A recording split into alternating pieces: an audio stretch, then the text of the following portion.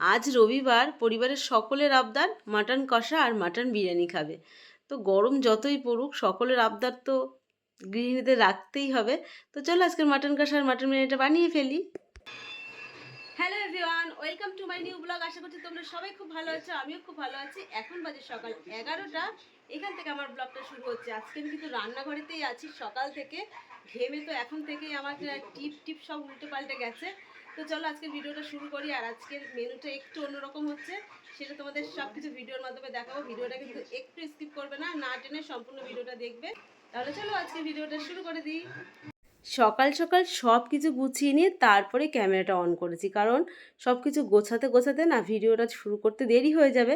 তো দেখো আমি এখানে ধনেপাতা ভিজিয়ে রেখেছি, মাটনটা আগে থেকে ম্যারিনেট করে রেখেছি। এখানে আছে 1.5 কেজি মাটন, 1/2 কেজি আমি কষা করব আর 1 কেজি বিরিয়ানি করব। কত বড় হাঁড়িটা বার করেছি, এত বড় হাঁড়িটা বার না করলে হবে না, কারণ 1 কেজি আলু, 1 কেজি রাইস আর 1 কেজি মাটন, তো টোটাল 3 কেজি হয়ে যাচ্ছে। 3 কেজিতে তো অনেকটাই জায়গা লাগবে।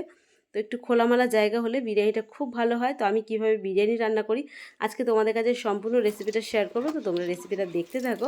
প্রথমে আমি 1 কেজি আলু আমি ভেজে নিচ্ছি। এটা কিন্তু বিরিয়ানির আলু, তো আলুটাকে খুব ভালো করে ভেজে নিতে হবে। খুব ভালো করে ভাজলে আলুটা কিন্তু দারুণ টেস্ট হয়।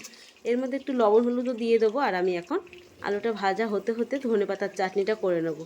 যে কোনো মাটন হোক আর পোলট্রি হোক, যাই হোক, আমাদের ধনেপাতার চাটনিটা না খুব ভালো লাগে খেতে, মাংসের সাথে, বিরিয়ানির সাথে। এই ধনেপাতার চাটনি বিরিয়ানির রেসিপি কিন্তু আমি দাদা বৌদি রেস্টুরেন্টের যে স্টাইলের সেইভাবে বানিয়ে থাকি বাড়িতে। তো দারুণ হয় খেতে। তো তোমরা দেখো রেসিপিটা, তোমাদেরও ভালো লাগবে। তো ধনেপাতার চাটনিটা ওইদিকে আমি করে নেবো। আর আলুটা দেখতে পাচ্ছ কত সুন্দর লাল লাল করে ভেজেছি। আর লাল লাল করে আলুটা ভাজলে পরে কিন্তু আলু দারুণ টেস্ট হয়। অনেকে সেদ্ধও করে নাও, তো আমি কিন্তু সেদ্ধ করিনি। এখন আমি এই তেলের মধ্যে পেঁয়াজটাকে ভেজে নেব। তো এখানে আমার প্রায় 750 মতন পেঁয়াজ আছে। আর পেঁয়াজটা আমি বিরিয়ানিতেও দেবো, মাটন কষাতেও দেবো আর বেরেস্তাও বানাবো। সবটা পেঁয়াজ একসঙ্গে ভেজে নিচ্ছি। জানি না বেরেস্তাটা হবে কি না, কারণ একটু বেশি হয়ে গেলে না হতে চায় না। তো যাই হোক চেষ্টা করছি, দেখি হয় নাকি। একটু ব্রাউন কালার এসেও গেছে, তো বেরেস্তা হয়ে গেছে। আর এখন আমি মাটন কষাটা আগে রান্না করে নেব, তারপরে বিরিয়ানিটা করব। তো আমি মশলা কিন্তু একবারেই করে নিয়েছি দুটো রান্নার। তো আমি অর্ধেকটা তুলে রেখেছি, অর্ধেকটা বলতে 500টা, আর এখানে আছে প্রায় 1 কেজি। তো একটু বড় বড় পিস দেখে বিরিয়ানির জন্য রেখেছি, ছোট ছোট পিসগুলো দিয়ে আমি মটন কষা করছি। একসঙ্গেই আমি করে রেখেছিলাম বলে ওই জন্য আমার বেছে নিতে সময় লেগেছে। দেখো বেরেস্তাটা হয়নি, বলতে বলতে ঠিক কাজটা হয়ে গেল, হয়নি ঠিকঠাক। তো আমি একটু ঠান্ডা করতে দিয়েছি। আর এখানে কিছুটা পেঁয়াজ ভাজা দিয়ে আমি এখন বিরিয়ানির মাটনটাও মাখিয়ে নেবো। এদিকে মাংস কষানো হচ্ছে, হাত আমার একদম বিরাম নেই, করতেই থাকছে একদিক দিয়ে না একদিক দিয়ে। তো এই মশলা দিয়ে আমি ম্যারিনেটটা একটু পরে করছি। আর আগে যে আমি দই আর সর্ষের তেল আর লবণ দিয়ে মাখিয়ে রেখেছিলাম, ওটাই কিন্তু মাংসটা দারুণ সফট করবে। তো এইদিকে আমার কষানো হয়ে গেছে। আর এটা একটু প্রেশারে দিয়ে একটা মাত্র সিটি দিয়ে নেব। মাংসটা এতটাই ভালো করে কষিয়েছি যাতে মাংসটা সেদ্ধ হয়ে যায়। এখন আমি রাইসের জলটা বানিয়ে নেব। জায়ফলটাকে আমি এইভাবে একটু গুঁড়ো করে দিই, তাহলে ফ্লেভারটা খুব ভালো আসে। এখন আমি বিরিয়ানির মাটনটা রান্না করে নিচ্ছি। আর এইদিকে আমি রাইসের জলটাও বসিয়ে দিয়েছি। সব কিছু দিয়ে শাহি জিরে, শাহি গরম মশলা, সব কিছু লবণ টবণ দিয়ে একবারে বসিয়ে দিয়েছি। এক হাতে সবটা দিক সামলিয়ে দিয়ে অসুবিধা হয়ে যায়, বিরিয়ানি রান্না করতে কিন্তু অনেকটাই সময় লাগে। এখন আমি জলটা বানিয়ে নিচ্ছি, গোলাপ জল, কেওড়া জল, মিঠা আতর। আর এই দুধের মধ্যে দুধটা একটু গরম করে নিয়েছিলাম। আমি আর কেশর টেশর না আমি আর ব্যবস্থা করি না, ভুলে যাই আনতে। একটু ধনেপাতাও কুচিয়ে রেখেছি। আর এখন আমি কালারটা বানিয়ে নেব। আর এই গরম দুধের মধ্যে অল্প একটু 1 চিমটে বললেই হয়, এইটুকু দেবো, বেশি দেব না। এইটুকু দিলে পরে না বিরিয়ানিতে দারুণ কালার আসে। বিরিয়ানি পোলাও আমি একটা কালার দিয়ে কিন্তু আমি সমস্ত কিছু কালার করি, আর কালারটা খুবই ভালো, আমার বেশ ভালো লাগে। তো আমার মাটন কষাটা হয়ে গেছে, এটা আমি এখন নামিয়ে নেব। মাটন কষাটাও কিন্তু দারুণ হয়েছে, একটু গ্রেভি করেছি কারণ বিরিয়ানির সাথে মাখিয়ে খাওয়ার জন্য। তো কর্তামশাই না সহজে খেতে চায় না বাড়িতে বিরিয়ানি বানালে। আজকে হঠাৎ করে বায়না করলো যে আজকে বাড়িতে মাটন কষা আর মাটন বিরিয়ানি খাবো। তো কর্তামশাই বায়না করেছে, করবো না তা কী করে হয়। আমি মাঝে মধ্যে রাত্রে বানিয়ে থাকি ছেলে মেয়ের জন্য। আমিও কিন্তু বাইরের বিরিয়ানি সহজে খাই না। যদি কখনো রেস্টুরেন্টে যাই তখনই আমার একটু খাওয়া হয়, না হলে আমি কিনে বাড়িতে বসে কখনো বিরিয়ানি খাই না। আর এই রাইসের জলটা ফুটিয়েছিলাম, সেই রাইসের জলের মধ্যে কিন্তু সমস্ত গোটা মশলার ফ্লেভার আছে, সেই জলের থেকে কিন্তু আমি এই মাটনের মধ্যে দিয়ে দিয়েছি, তাহলে মাটনের ফ্লেভারটা আরও সুন্দর হবে, আরও স্বাদ হবে। তো আমি এখন এই ফোড়নগুলো সব তুলে নেব, মানে গোটা মশলা যেগুলো ফোড়ন দিয়েছিলাম, তেজপাতা, গোটা গরম মশলা সব তুলে নিয়েছি।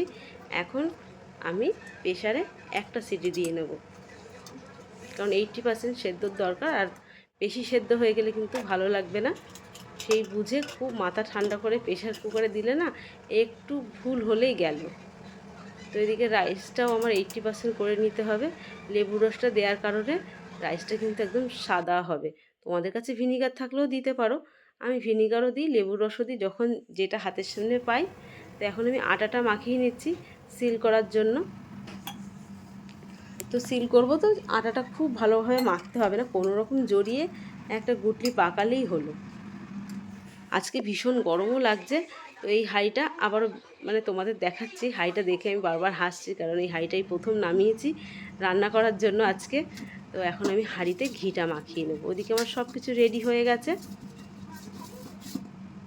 ঘিটা মাখিয়ে নিলে কি বিরিয়ানিটা আর হাঁড়িতে লেগে যাওয়ার কোনো সম্ভাবনা থাকে না। তো আমার এই যে মাটনটা কেমন হলো তোমাদের দেখাই। এটা কিন্তু আমি পুরোটাই হাঁড়ির মধ্যে দেবো, আমি কোনো লেয়ারিং করি না, শুধু রাইসের লেয়ারিং করি। এটা আমি বড় বড় রেস্টুরেন্টের আমি রেসিপি দেখে তবে আমি কিন্তু সেই রেসিপি ফলো করি, আর সেই সেই মানে বিরিয়ানিটা আমার কাছে যেন বেশি ভালো হয়। তো এখন রাইসটাকে আমি সঙ্গে সঙ্গে জল ঝরিয়ে দিয়েছি, সমস্ত গোটা মশলাও ফেলে দিয়েছি।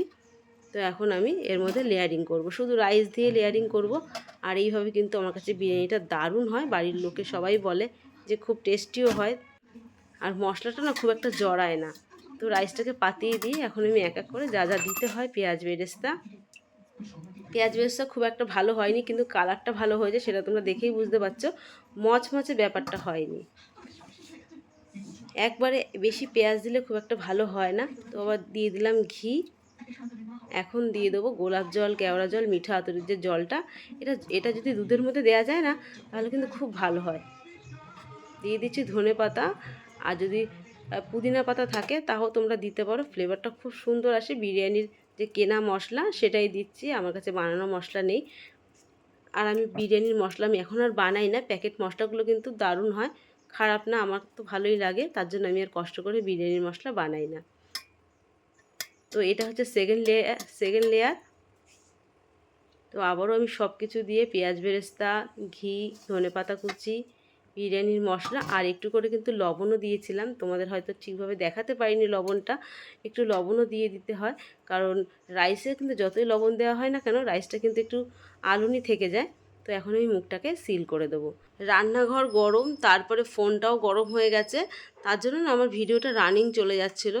তো এটা কেন হচ্ছিলো আমি ঠিক জানি না। তো যাই হোক, আমার মুখটা সিল করা হয়ে গেছে, এখন আমি ঢাকনাটা দিয়ে খুব ভালো করে চেপে দেবো, তারপরে আমি কিন্তু একটা নোড়া দিয়ে দেবো। এখন আমি গ্যাসটাকে অন করে নিচ্ছি, আর আমার এই চাটুটা কিন্তু একমাত্র বিরিয়ানির জন্যই, এই চাটুটা আমি কিনেছি, এতে দারুণ ভাবটা হয়, খুব ভালো হয়। তো সেই মাপ মতনই আমার কেনা।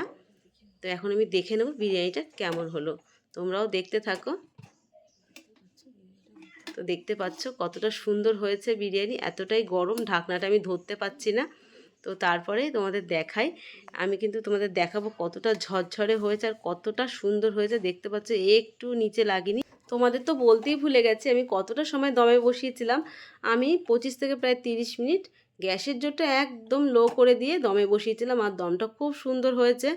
আর বিরিয়ানিতে না দমটা মেন, এই দমটা যদি ঠিকঠাক হয় তবেই কিন্তু বিরিয়ানি পারফেক্ট। তারপরে রাইসটাকেও সেইভাবে নামাতে হয়, এই রকম ঝরঝরে হলে খেতে কিন্তু দারুণ লাগে।